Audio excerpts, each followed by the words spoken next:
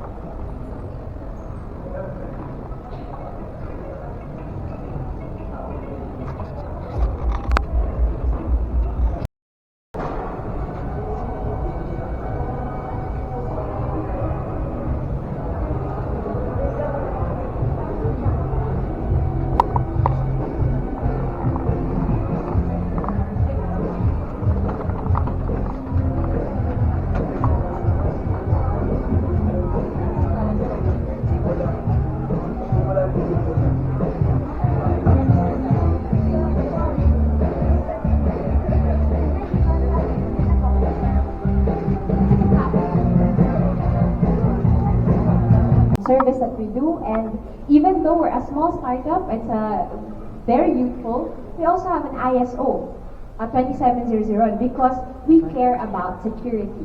So for startups and for design aspiring designers, do not curb on security and privacy and accountability, even if you're small, because you're serving the public.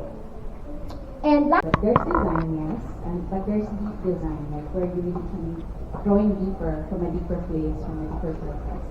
And a lot of this will probably be personal, but also what is our role as change makers or as designers? So when you're designing, the question is, who is designing, right? Often design has been coming from who are we designing for?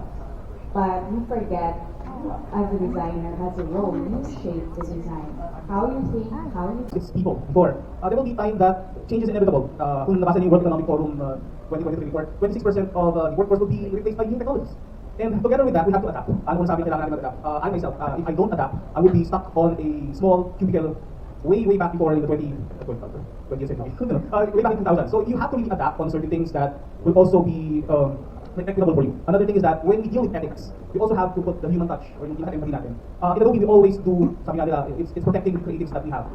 If you know, yung ginagawa namin sa Adobe Firefly is that all of our data sets, all our data sets is based from Adobe stock. Always binabayaran namin lahat ng mga assets na doon. So hindi namin i-scrape yung internet, kinuha namin lahat ng mga pictures namin. That's one thing. And another thing is, another initiative that we're doing is kung narinig nyo na, it's the Content Authenticity Initiative o CAI. You should check it out kasi this one is a project that